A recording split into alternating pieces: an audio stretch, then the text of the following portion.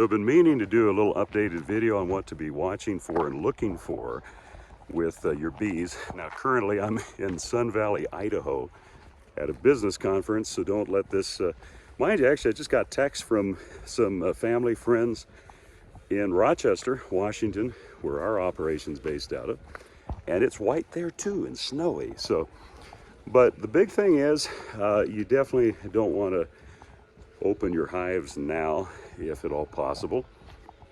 But the next break that we get in weather, say in the high 40s, low 50s high, go ahead and give them pollen sub, a good quality pollen substitute. You can also check their weight to see whether they need supplemental feeding.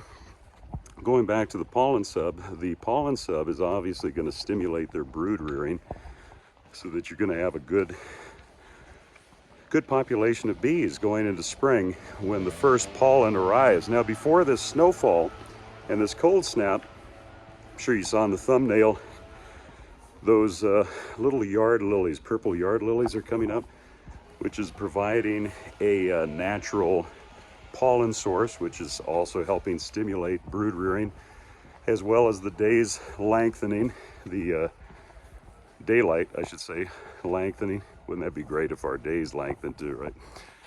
On the feeding side, you definitely want to avoid feeding syrup this time of the year. Instead, your best bet would be actually sugar, just crystallized sugar or sugar boards. You can also get, I think Dayton has, I'm sure probably all the main bee suppliers at this point have a mixture of pollen substitute as well as a feed source, sugar, in a patty form that you can also give the bees. So, you know, those are a couple of options. Spring's going to be here before we know it, even though it doesn't necessarily feel like here in Idaho.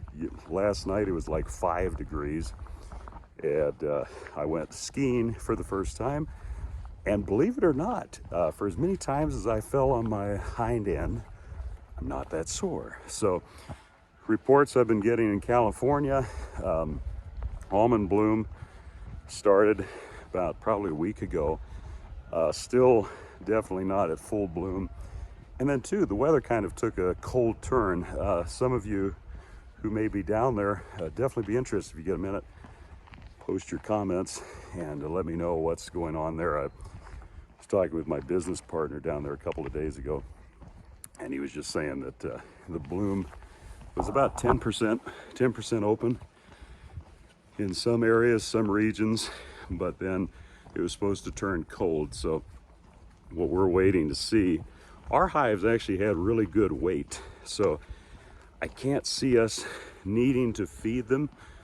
But obviously in the almonds, you know, a lot of guys go in with the bees not having that many stores because they're depending on the almond bloom to substitute and put weight on those hives.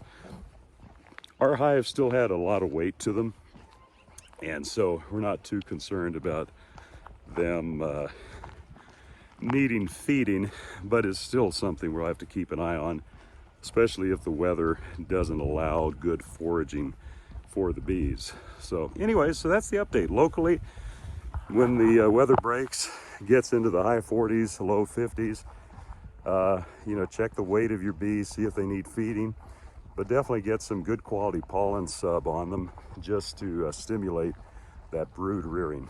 So anyways, we'll catch you a little later and hopefully in a warmer climate temperature. Bye-bye.